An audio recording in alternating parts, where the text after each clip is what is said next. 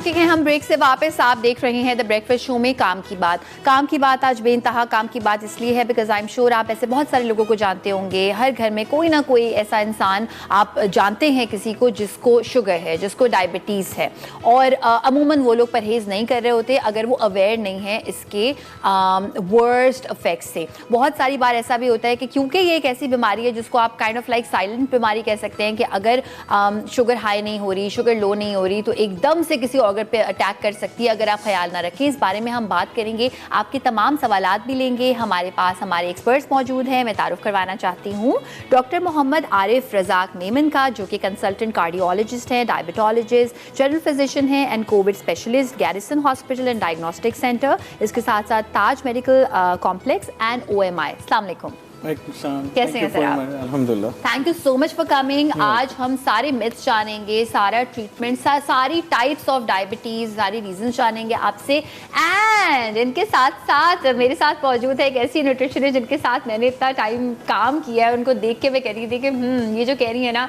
वो करना चाहिए, वो खाने में खाना चाहिए। And she is none other than everybody knows Amina Mujeeb Khan. Nutritionist हैं, nutrition and weight loss consultant at Ziauddin hospital and South City, और अभी इन्होंने मास्टर्स भी किया है होलिस्टिक न्यूट्रिशन में फ्रॉम US। अस्सलाम वालेकुम। अस्सलाम वालेकुम Ayesha, thank you so much for having me over at your show. Most pleasure to be here. Most welcome. अभी मुझे आमना ने बिल्कुल ब्रेक पे जाने से ब्रेक से वापस आने से पहले बताया कि अगर एक ख़ास बॉर्डर लाइन कह लें, इम्पेयरमेंट लेवल अगर आप कह लें, तो ये डायबिटीज़ जैसी बीमारी रिवर्सिबल है अगर एक ख़ास कंडीशन हो, वो हम आपको ज़रूर बताएंगे। लेकिन सर हम यहाँ से स्टार्ट करना चाहते हैं कि डायबिटीज़ के सिम्टम्स क्या क्या होते हैं? देखिए बहुत अच्छा है ये सवाल के सिम्टम्स के हवाले से, बट मेन चीज़ ये है कि मेन एक्चुअल हमें ये पता होना चाहिए कि आपका ओवरऑल हेल्थ कंडीशन क्या है। लाइक ब्लड प्रेशर है नहीं है, आपके ओवरऑल एज फैक्टर्स से रिलेटेड भी आपको ये पता होना चाहिए कि क्या क्या कोमॉर्बिडिटीज़ ऑलरेडी है। जितनी ऑलरेडी कोमॉर्बिडिटीज़ होंगी, डायबिटीज़ एक इम्यूनो कॉम्प्रोमाइज पेशेंट्स में ज़्यादा इफ़ेक्ट करता है। तो सिम्टम्स का जहाँ तक ताल्लुक़ है उसमें यही होता है कि भूख का ज़्यादा लगना, प्यास बहुत ज़्यादा लगना, बार बार यूरिनेशन के लिए जाना, वेट लॉस एक हद तक तेज़ी से गिरना।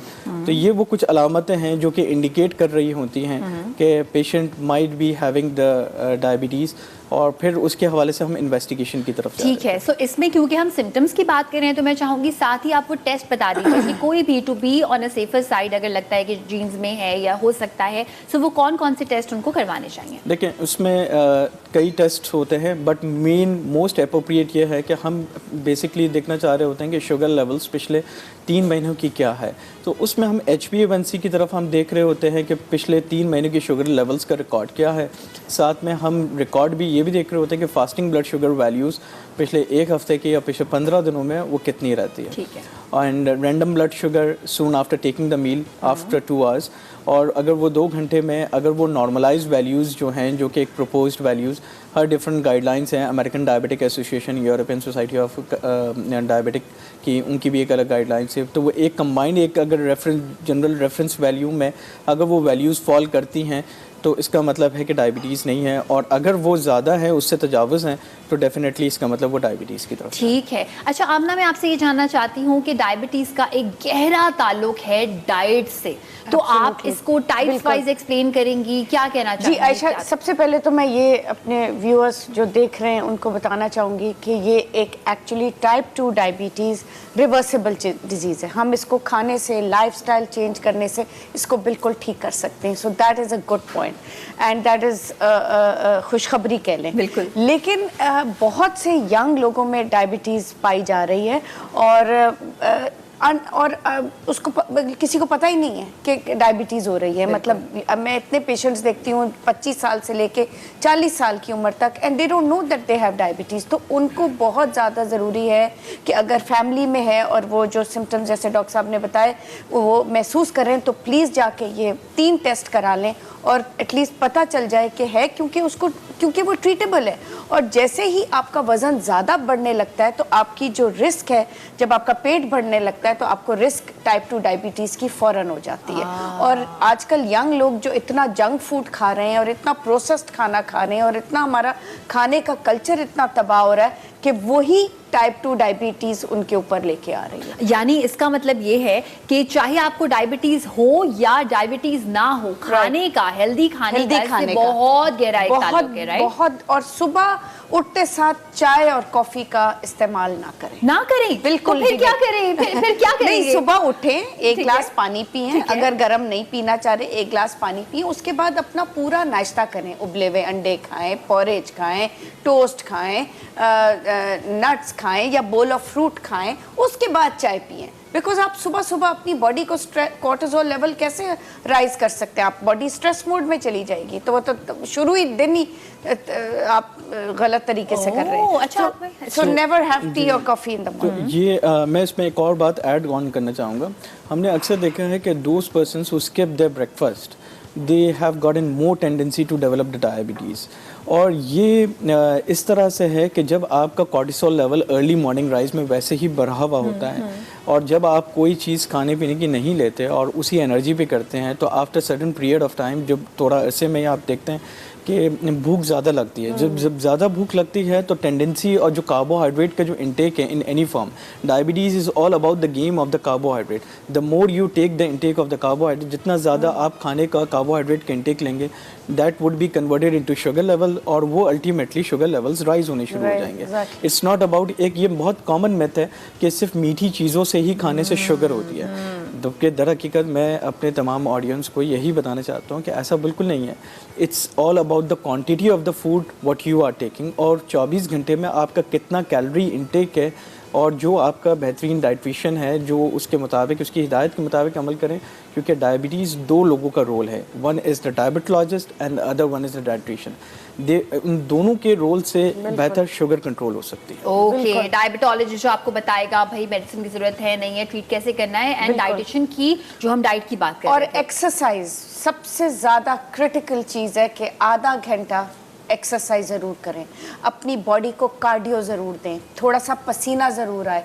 देखें क्या होता है कि हम डाइट तो कंट्रोल कर लेंगे, तो वो जो बाकी 40% है वो कैसे होगा? तो वो तो एक्सरसाइज करेगी ना। तो वो अगर हम एक्सरसाइज करेंगे तो हम will be able to burn a lot of things जो हम खा रहे हैं। तो फिर अगर हम बर्न नहीं करेंगे तो वो आहिस्ता आहिस्ता आहिस्ता वो अक्यूमुलेट होती जाएगी, वो सारी एडअप होती जाएगी। जब वो एडअप होती जाएगी, एक दिन एक एक्सप्लोजन हो जाएगा कि भाई क्या हो गया, वजन कहाँ चला गया, हमारे लैब के रिजल्ट्स क्यों गलत आ रहे हैं। तो ये सारी चीज़ें मॉडरेशन में, हर चीज़, जैसे डॉक्टर साहब ने कहा, एक दफ़ा प्लेट भर लें, उसको दोबारा मत भरें। सही तरह चू करके खाना खाएं, चू करके खाना अच्छी तरह सोच के, फोन बंद कर दें, टीवी बंद कर दें। बिंज वॉचिंग के साथ साथ नहीं करना, अपनी फैमिली के साथ थोड़ा बातचीत गपशप करके खाना खाएं, चू करें, सोचें कि मैंने चू करना है। जब सोचेंगे कि मैंने चू करना है, जब आप अपना माइंड बना लेंगे कि मैंने ये करना है, तो फिर आप वो हैबिट आपका फॉर्म होता जाएगा। बिल्कुल। और एक हैबिट फॉर्म होने में 3 हफ्ते लगते हैं। तो अच्छा हैबिट इनकलकेट करेंगे, डायबिटीज को बाय बाय करेंगे इंशाल्लाह। बिल्कुल, हमारे साथ कॉलर भी हैं, उनसे बात करते हैं। हेलो, अस्सलाम वालेकुम। हेलो, जी मैं कॉल करता हूँ थोड़ी देर में ना। थोड़ी देर में कॉल करते हैं? अच्छा ठीक है, सही है, ओके।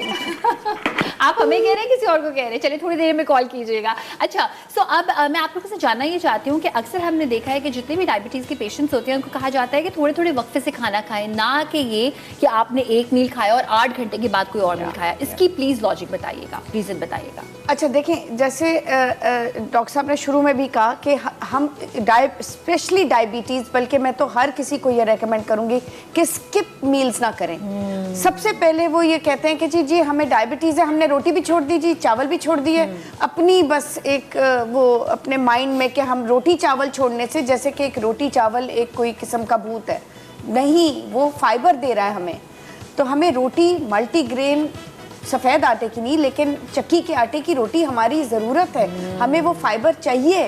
तो बंद करने से हम नुकसान पहुंचा रहे हैं अपने आप को। यानी क्वांटिटी जो है वो आप एग्जैक्टली कंट्रोल करें। और रात को खाने के बाद 2 घंटे का रोज़ा रखें, मतलब सोने में और खाने में कम से कम 2 से 3 घंटे का गैप होना चाहिए। हम लोग खाना खाते हैं और जाके बिस्तर पे लेट जाते हैं, दैट इज द सबसे गलत चीज। बिल्कुल, that is one of the worst thing जो आप अपने साथ कर सकते हैं। अच्छा, एक बहुत ज़्यादा हमने देखा है कि प्रैक्टिस चीज़ होती है फैमिली में कोई ना कोई ऐसी आंटी या अंकल जरूर होते हैं जिनको होता है डायबिटीज और जो कहते हैं कि बेटा मीठा मैं कंट्रोल नहीं कर सकती। तो मैं चाहती हूँ कि आप ये बताइए कि for instance for any reason blood sugar level controlled है या थोड़ा बहुत ऊपर नीचे हो रहा है, what is the worst thing अगर वो ख्याल नहीं रखें? अच्छा देखिए, मैं पहले इस बात से कनेक्ट करता हूँ, then I can come to your question. Most important thing ये है कि जो चीज़ खा रहे हैं, लेट्स सपोज अगर पूरे चीज़ ये है कि डिसाइड ये हो जाए कि आप खा क्या रहे हैं। लेट्स सपोज अगर आप एक वक्त में एक रोटी खा रहे हैं तो फिर उस टाइम पे चावल का इस्तेमाल ना करें। इट्स नॉट मैंडेटरी कि जो नहीं एक वक्त में दो, तो calorie intake that would ultimately convert into the sugar high level of the sugars. एक तो ये बात हो गई। दूसरी बात ये कि डॉक्टर की हिदायत के मुताबिक जो मेडिसिन्स अगर लेट्स सपोज प्रिस्क्राइब की गई हैं या डाइटिशियन के मुताबिक जो चीज़ें एडवाइस की गई हैं, उसको mandatory irrespective of the fact उसको बीच में कोई एक दिन भी छोड़ें नहीं और रेगुलरली बेसिस पे इस्तेमाल करें। वाई? बिकॉज आपका एक दिन के स्किप के मील से आपके शुगर लेवल्स अगर राइज होते हैं तो वो मेडिसिन का इफ़ेक्ट को काम करने में थोड़ा वक्त लग सकता है। तो मेडिसिन का एक तो स्किप ना हो। नंबर 2, लेट्स सपोज अगर आप मेडिसिन ले रहे हैं और अगर उसमें आपको डिजीनेस महसूस होती है या नोज़िया वॉमिटिंग का होता है, ठंडे पसीना आने शुरू होते हैं जो कोल्ड स्वेटिंग टाइप का, तो उस टाइम पे अपनी शुगर लेवल्स ज़रूर चेक करें।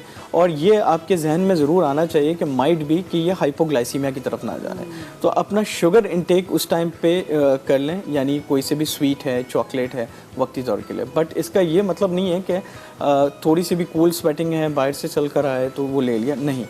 इट्स ऑल अबाउट के आपकी शुगर लेवल्स अगर ड्रॉप हो रही हैं और कितनी ड्रॉप हो रही हैं। अगर वो 80 या 80 से बिलो हैं तो फॉर अ सेफ्टी साइड आप एक छोटा सा ले लें और अपना खुद एहसास करें कि इस चीज़ पे अपना काउंटर एबिलिटी एडजस्ट करें कि आपने कोई मील स्किप तो नहीं किया है या आपने मेडिसिन अपने टाइम पे ले ली है और मील स्किप नहीं किया। दूसरा, मैं हमेशा अपने तमाम पेशेंट्स को एक ही बात रिकमेंड यही करता हूँ कि जहाँ तक एक्सरसाइज का ताल्लुक है, कोशिश करें कि खाली पेट करें तो आपकी एक्टिविटी जो है वो और ज़्यादा बेहतर तौर पर हो सकेगी। According to American Heart Association guidelines and American diabetic association guidelines, it clearly says that at least 30 to 40 minutes brisk walk is mandatory for every patient, especially in diabetes. But अब एक जनरलाइज रूल हो चुका है क्योंकि हमारा sedentary lifestyle, यानी घर बैठे हर चीज़ ऑन रिमोट होनी चाहिए। तो हम टेक्नोलॉजी पे भी हमें अपना पूरा भरोसा है और सब चीज़ों को भी अपने वक्त के साथ चलना है। तो कम से कम 40 मिनट्स निकालना ये कोई बड़ी बात नहीं है। दूसरा, जिन लोगों को अपना वेट कंट्रोल के हवाले से बहुत ज़्यादा कॉन्शियस हैं, तो 2 चीज़ें याद रखनी हैं। एक, आप अपना मील स्किप करेंगे तो इसका हरगिज़ मतलब नहीं है कि आपका वेट रिड्यूस होगा। जब 2 चीज़ें डेफिनेटली होंगी जो केमिकली पेशेंट्स को पता होनी चाहिए। एक, आपका स्ट्रेस हार्मोन लेवल यानी कॉर्टिसोल और एड्रेनलिन इंक्रीज़ होगा। जब वो इंक्रीज़ होगा, that would ultimately leads to increase in the steroid hormonal levels और वो वेट और इंक्रीज़ करेगा। तो इसका मतलब ये है कि आप अपनी जो डाइटरी फैक्टर है उसको अपने प्रॉपर रखें। देन, क्योंकि ये लाइफस्टाइल मॉडिफिकेशन पे आता है, वॉक एंड डाइट। देन आ जाती है मेडिसिन्स फिर जो जिस तरीके से आप लेके चल रहे हैं, अगर उस पर कंट्रोल्स नहीं होती हैं तो उसकी डोज को इंक्रीज़ किया जा सकता है डॉक्टर्स की हिदायत के मुताबिक and according to the lab values. But अगर वो फिर भी कंट्रोल नहीं होती तो ऐसा बिल्कुल भी नहीं है कि डायरेक्ट इंसुलिन पे या दूसरे उस पे, दे आर सो मैनी। और अब तो इतनी अच्छी नई मेडिसिन पिछले 2 साल के अंदर वो आ गई हैं, like empagliflozin. This is a chemical name which I am telling. So इसका ये मतलब नहीं है कि खुद डायरेक्टली हमें इस्तेमाल कर लेना, but these are the newer compounds which has make all the doctors, especially the diabetologists, कि उनकी इंसुलिन की डोज हमें कम करनी पड़ गई। ठीक है। अच्छा, ये मेडिसिन का नाम बताने का अगेन, जैसे डॉक्टर साहब ने कहा कि मकसद हरगिज़ ये नहीं है कि आपने सेल्फ मेडिकेशन करनी है। आपका और आपके डायबिटोलॉजिस्ट का एक ऐसा कनेक्शन होना चाहिए जिसमें आप कोई झूठ ना बोले, मील स्किप किया था तो बताएं और उसके बाद दोबारा ना करें। आप देख रहे हैं द ब्रेकफास्ट शो, काम की बात में। आज हम बात कर रहे हैं डायबिटीज़ के बारे में। आपकी कॉल्स हम लेंगे, कोई भी सवाल करना चाहते हो डॉक्टर साहब से, आमना से, डाइट से मुतालिक, कोई भी मेडिसिन से मुतालिक, बिल्कुल कर सकते हैं। अच्छा, अब मैं आमना आपसे जानना ही चाहती हूँ कि जब भी डायबिटीज़ की हम बात करते हैं और फ्रूट्स की बात करते हैं तो बहुत सारे लोग ऐसे होते हैं कि उन्होंने कहा होता है कि हमें एक फ्रूट अलाउ किया है डॉक्टर ने और फिर वो एक फ्रूट खत्म नहीं होता, फिर फ्रूट पे फ्रूट होता है। So what's the connection? देखिए आयशा, बात यह है कि एक जब हम फ्रूट खाते हैं फिर हम दूसरा भी खा लेते हैं। बेसिकली वही बात आ जाती है कि पोर्शन कंट्रोल। अगर एक फ्रूट खा रहे हैं तो फिर वो एक ही फ्रूट पे रखें। साथ अगर दिल कर रहा है दूसरा फ्रूट खाने पे तो थोड़े से नट्स खा लें, अनसॉल्टेड, बहुत ज़रूरी, बगैर नमक के कुछ थोड़े से नट्स खा लें, सीड्स खा लें, सेसमी सीड्स खा लें, 4 मगज़, सनफ्लावर सीड्स, पम्पकिन सीड्स, ये सारे सीड्स आपकी बॉडी के सेल्स को पावर करते हैं। ठीक है। तो हम लोग ये रियलाइज़ नहीं करते, बट जहाँ तक आपके फ्रूट और वेजिटेबल्स की बात, ये बहुत ही फ़ायदेमंद है। लेकिन ज़्यादा मीठा फ्रूट जैसे कि अब आम है तो हम रेकमेंड करते हैं कि जी आप आम ज़रूर खाएं, अपने आप को डिप्राइव ना करें, दिन में खा लें, दोपहर के लंच से पहले खा लें। ठीक है। और एक छोटा आम खा लें, 3 आम नहीं, एक आम एक आम छोटा जरूर खाएं। और आप ग्लाइसेमिक इंडेक्स का भी बता रही थी। मैं ये कह रही थी कि जो हाई ग्लाइसीमिक इंडेक्स वाले होते हैं वो ज़्यादा मीठे फ्रूट होते हैं, तो उनसे थोड़ा सा परहेज करें। लो ग्लाइसीमिक इंडेक्स, वो सारी आपको लिस्टिंग आजकल आप इंटरनेट पे सर्च करें तो वो मिल जाता है, बट जनरली जैसे कि केला, सेब, ऑरेंजेस, आजकल सिट्रस फ्रूट है, उसमें विटामिन सी भी आपको मिल रही है, आपकी बॉडी की इम्यूनिटी भी बन रही है, और साथ आप एंटीऑक्सीडेंट्स भी मिल रहे हैं, और साथ आपको फ्रूट का मज़ा भी मिल रहा है। तो सारी चीज़ें कपल्ड, मतलब थोड़ा सा माइंडफुल होके खाना होता है। मतलब आप एक लें, 4 नहीं, वही होता है प्रोसेस्ड फूड के साथ। Moderation is the key, is the key to success. और यही मैं बार बार अपने पेशेंट्स को और व्यूअर्स को कहना चाहूँगी कि टाइप 2 डायबिटीज़ इज़ रिवर्सिबल। हम डाइट और लाइफस्टाइल से इसको बिल्कुल ठीक कर सकते हैं, स्पेशली उन लोगों को जिनको अनडायग्नोज जा रहा है, जवान लोग हैं जिनको पता ही नहीं कि उनको टाइप 2 डायबिटीज़। बिल्कुल, तो इसीलिए मैं अपील करूँगी कि वो टेस्ट कराएं, और जो डॉक्टर साहब ने टेस्ट कहे हैं वो कराएं।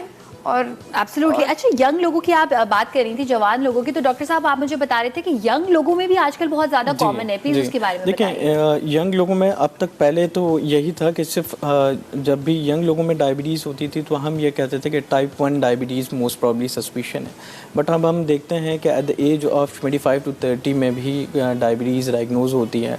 तो डायबिटीज़ टाइप 2 मेलाइटिस की फर्दर 2 टाइप्स में है, जिसको फर्दर एक एंटाइटी और लेबल दिया गया है, जिसमें maturity onset diabetes of the young, जिसको डायबिटोलॉजिस्ट अक्सर मॉडी का नाम देते हैं, और फिर उसको डायग्नोज करके हम इनिशियली बेसिस पे मेडिसिन के थ्रू ही ट्रीट करते हैं, एंड फिर नहीं होता तो फिर हम डेफिनेटली इंसुलिन की तरफ जा रहे होते हैं। And second one is latent auto immune diabetes of adults, तो लाडा जैसे हम कहते हैं, LAD है।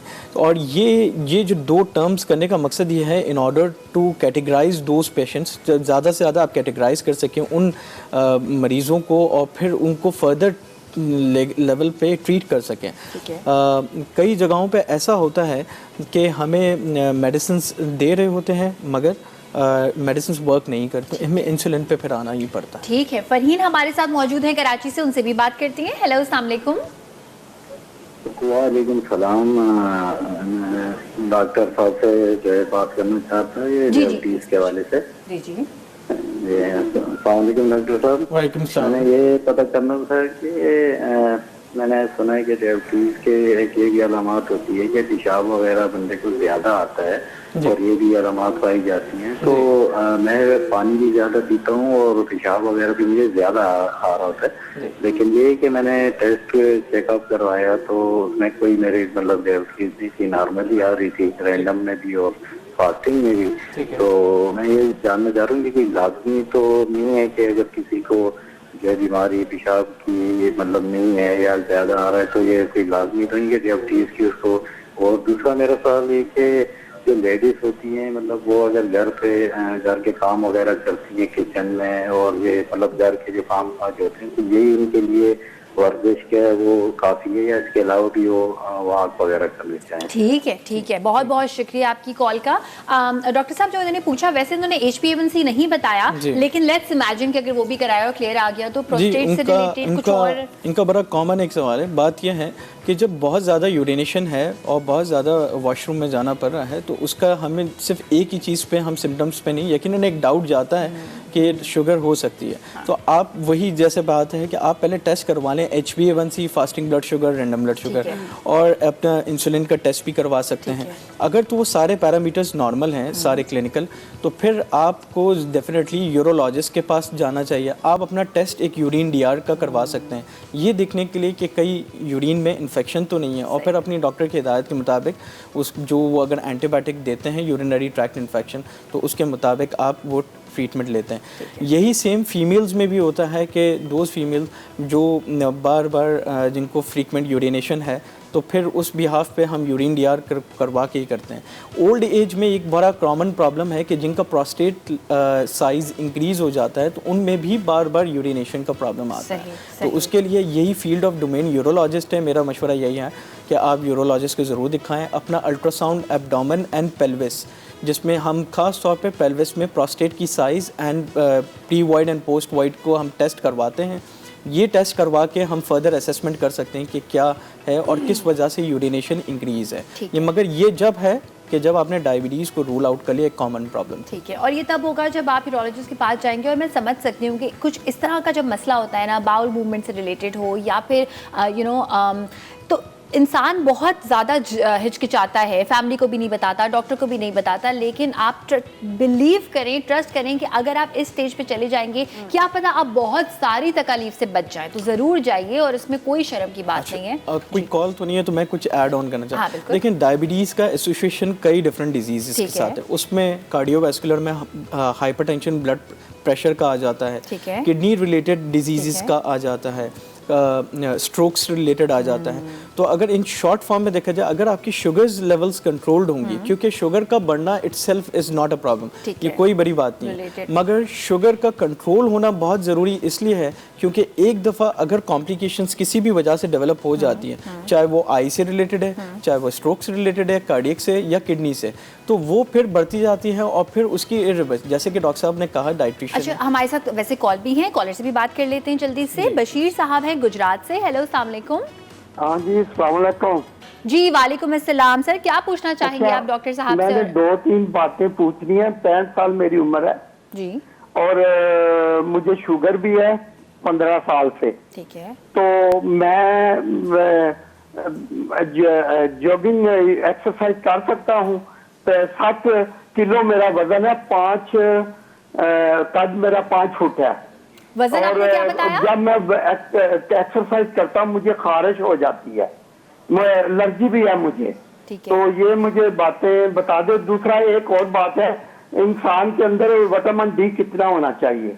ये 2-3 बातें हैं, शुक्रिया अगर बता देंगे तो। जरूर बता देंगे, लेकिन यहाँ पे आपने एक बात क्लियर नहीं की। आपने कहा कि कोई आपको जो है वो स्किन की प्रॉब्लम जाती है जब आप एक्सरसाइज करते हैं। ये समझ नहीं आया कि करते हैं या नहीं, बट सर प्लीज अगर आप बताना चाहें। डायबिटीज़ में जिस तरह मैंने कहा कि दूसरी कोमॉर्बिडिटीज़ होती हैं, होता है, तो जब वेट इंक्रीज होगा, लेट्स सपोज, तो स्वेटिंग ज़्यादा होगी। जब जितने ज़्यादा स्वेटिंग होगी तो फंगल इन्फेक्शन ज़्यादा डेवलप होने के चांसेस होते हैं। अब फंगल इन्फेक्शन बॉडी में कहीं पर भी हो सकते हैं, स्पेशली अनएक्सपोज्ड एरिया पे ज़्यादा होते हैं। अच्छा, लेकिन इनका वेट जो है वो 60 kgs है, तो क्या हम यहाँ पे वो आपसे मैं सवाल कर सकती हूँ कि जो BMI में आपने बताया बॉडी मास इंडेक्स, जिसके थ्रू पहले एक क्राइटेरिया था, आप मुझे बता रहे थे कि वो क्राइटेरिया अब जो है वो थोड़ा सा ऑब्सोलीट हो गया है और अब वेस्ट टू देखिए BMI को भी स्टैंडर्ड क्या है, बट अब जो हम जितने डाइटिशियन और डायबिटोलॉजिस्ट हैं, हम वेस्ट टू हिप रेशियो की तरफ हम ज़्यादा रिकमेंड करें, बिकॉज दैट इज़ वो बहुत ज़्यादा अप्रोप्रिएट है।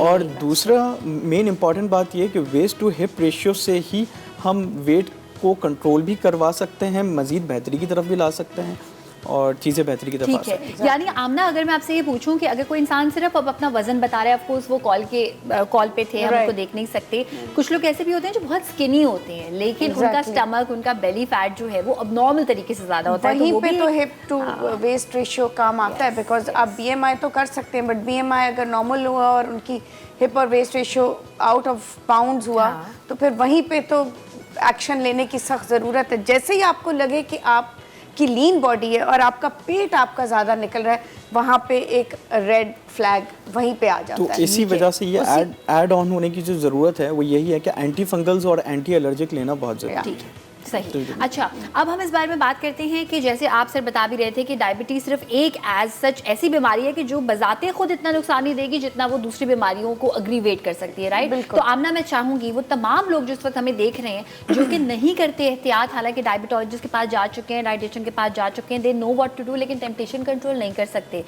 वर्स्ट केस, खुदा ना खास्ता, अगर वो अपना ख्याल नहीं रखेंगे तो क्या क्या हो सकता है? देखिए, डायबिटीज़ एक ऐसी चीज़ है कि जो बाकी ऑर्गन्स को डैमेज करती है, ओबेसिटी, आँखों की स्ट्रोक, हार्ट, तो आपके जो मेन ऑर्गन्स हैं वो मेल फंक्शन करना शुरू हो जाते हैं। ठीक है। तो इसीलिए बहुत ज़रूरी है कि आप अपने शुगर लेवल्स इन चेक रखें, अपनी ये जो 3 टेस्ट कराएं, अपना ख्याल रखें, अपनी डाइट का ख्याल रखें। और मेरी सिर्फ एक बड़ी हम्बल रिक्वेस्ट है सबसे कि प्रोसेस्ड फूड और डब्बे वाला खाना आप अगर घर में कम कर दें तो ये हम 30% इसको बैटल कर लें। और बड़ी रियलिस्टिक बात की आपने, कम कर दे, खत्म नहीं कर दे, खत्म नहीं कर दें, कम कर दें और बाहर से खाना मंगवाना कम करते हैं। बिकॉज आपको नहीं पता कि जिस तरीके से वो खाना बाहर बना रहे हैं, चाहे वो अच्छा रेस्टोरेंट हो, मीडियम रेस्टोरेंट हो, जो होटल हो, जो भी हो, लेकिन वो क्वांटिटी में बाहर पक आप रहा है। फ्रिज में रखें बाहर का मंगवाया हुआ खाना, वो जम जाता है। जम जाता सबा है। हमारे साथ मौजूद है मुल्तान से, उनसे भी बात करते हैं। हेलो, अस्सलाम वालेकुम। अस्सलाम वालेकुम। जी सबा, क्या पूछना चाहेंगी? मुझे ये पूछना था कि जैसे शुगर का टॉपिक चल रहा है, मेरी सिस्टर है, मैक्सिमम 60 प्लस है, तो उनको ना शुगर का लेवल बहुत ज़्यादा रहता है। जैसे कि आजकल आपको मालूम है कि इंसुलिन लेती थी, वो इंसुलिन भी शार्ट है, लेकिन वो मेडिसिन पर मतलब प्रॉपर खाती हैं, और शुगर और बीपी उनका शूट रहता है। अक्सर उनको ना जिस्म पे एलर्जी इस तरह की हो जाती है, वो कि बड़ी डेंजरस हो जाती है। और एक चपाती लेती हैं सुबह और शाम में, इस तरह से लेती हैं। क्या उनको डाइट में कुछ अच्छा सा अरेंज करना होगा या क्या वजह है? मतलब वो ये कि बद परहेजी नहीं करती, तो ऐसा क्या मसला है? अच्छा, आप और उन्हें ना एक असाबी कमजोरी रहती है, जिस्मानी कमजोरी रहती है, क्रैम्प भी पड़ते हैं उन्हें, क्रैम्प्स भी पड़ते हैं। अच्छा, मुझे ये बता दें जाने से पहले, एक मिनट, आमना आप कोई सवाल करना चाहेंगी मील्स के बारे जी, में? कुछ एक और? तो मुझे गैप काफ़ी ज़्यादा लग रहा है, और मुझे ये लग रहा है कि जो इतनी कमज़ोरी हो रही है, वो विटामिन डी जो है वो टेस्ट कराएं फौरन। 59 के करीब है उनकी एज, तो क्या उनमें विटामिन डी की कमी है या कैल्शियम की कमी है, क्या वजह है? कभी आपने टेस्ट करवाया है या फिर आप किसी डायबिटोलॉजिस्ट के पास, डाइटिशियन के पास कभी जी गई बिल्कुल हैं? जाती हैं, स्पेशलिस्ट हैं उनके पास भी जाती हैं, और उनके जैसे पैनल पे डॉक्टर हैं उनको भी दिखाती हैं। लेकिन मतलब उनको एक जिस्मानी असाबी कमजोरी रहती है। 59 एज के करीब उनकी एज है। ठीक है, बहुत बहुत शुक्रिया जी। मैं इसमें ये रिप्लाई करना चाहूँगा इन कॉलेज मैडम का कि मेन चीज़ ये है कि जब शुगर्स कंट्रोल्ड होंगी तो जो एलर्जीज़ रिलेटेड जितनी भी स्किन रिलेटेड इश्यूज़ हैं वो ऑटोमेटिकली रिजॉल्व हो जाएंगे। तो मेन चीज़ प्राइमरी जो है फोकस यही होना चाहिए, शुगर्स कंट्रोल्ड हो। क्रैम्प्स जहाँ तक का जो पढ़ने का जो ताल्लुक है, उसकी वजह यह है कि बार बार फ्रीक्वेंट वो यूरिनेशन के लिए जाते होंगे, बार बार वॉशरूम के लिए, और उसी वजह से जब आपका यूरिन आउटपुट ज़्यादा होता है, इलेक्ट्रोलाइट डिसबैलेंस होते हैं, थकन ज़्यादा महसूस होती है। तो उस थकन को कंट्रोल करने के लिए किस तरह से हो सकता है आप बेहतर कर सकें, इसका मतलब है कि शुगर लेवल्स बेहतर हो, डाइट प्रॉपर हो, और अपने डॉक्टर की हिदायत के मुताबिक जो मेडिसिन हैं उसको रेगुलरली फॉलो किया जाए। अगर लेट सपोज शुगर्स इंसुलिन और टैबलेट से कंट्रोल नहीं हो रही हैं तो फिर वो डायबिटोलॉजिस्ट डेफिनेटली उसकी डोज को एडजस्टमेंट करके करेगा। साथ में फिर डायबिटीज़ का डाइट्रिशन से बड़ा एक रोल आ जाता है कि वो कुछ इस तरह के न्यूट्रिएंट्स ऐड करेंगे डेफिनेटली कि थकन कम महसूस होगी। और मुझे इनकी डाइट भी ठीक नहीं लग रही, बहुत स्केची डाइट है, कम खा रही हैं मुझे लग रहा है, बट ऑब्वियसली वो टीवी में थोड़ा उन्होंने कहा आपसे कि गैप, उन्होंने कहा था कि एक चपाती सुबह एक शाम, तो बीच का तो तो वो काफी लंबा गैप है, बिकॉज उसमें मील्स लेनी जरूरी है। स्किपिंग मील्स जो है वो एक डिजास्टर है, स्पेशली डायबिटीज़ वाले लोगों के लिए, बल्कि उन लोगों के लिए भी जो वेट कंट्रोल कर रहे हैं, और अगर वो सुबह खा रहे हैं और रात को खा रहे हैं, वो माइंडफुल नहीं होते और आपकी प्लेट मतलब आपकी जो इनटेक है वो ज़्यादा हो जाती है और उनको उसका ख्याल नहीं रहता। तो यही है, इसीलिए हम कहते हैं कि do not skip meals, please continue to eat. पूरा दिन आप कुछ ना कुछ थोड़ा सा खाते रहें ताकि मेटाबॉलिज्म आपका चलता रहे। ठीक है, जाने का वक्त हो गया है। बहुत बहुत शुक्रिया आप दोनों का। और जाने से पहले अगर एक शॉर्ट सा मैसेज देना चाहें उन तमाम लोगों को जिनको डायबिटीज़ है, क्या कहना चाहेंगे? मैं ये कहना चाहूँगी कि प्लीज़ अपना ख्याल रखें, और स्पेशली जो लोग यंग लोग हैं वो अपना ये टेस्ट कराएं, और अपनी डाइट जो है आप हमेशा ये याद रखें कि डाइट आपकी पावर है, और अगर आप डाइट अच्छी लेंगे तो आप हर चीज़ 90% डिजीज़ेस आप बीट कर सकते हैं। सो प्लीज़ अपनी डाइट का ख्याल रखें, बाहर से खाना कम खाएं, प्रोसेस्ड और डब्बे वाले जो चीज़ पैकेट से खुले उसका ख्याल रखें। And good luck and best of health. Thank you जी। अपनी शुगर और ब्लड प्रेशर का खास ख्याल रखें। शुगर और ब्लड प्रेशर साथ साथ चलते हैं, और अपनी डाइट का ख़ास तौर पर ख्याल रखें। डॉक्टर की हिदायत के मुताबिक जो मेडिसिन हैं वही उन्हीं को इस्तेमाल करें, बीच में स्किप ना करें, तभी आपकी सेहत बरकरार रहेगी। सेहत बरकरार रहेगी तो सब कुछ है।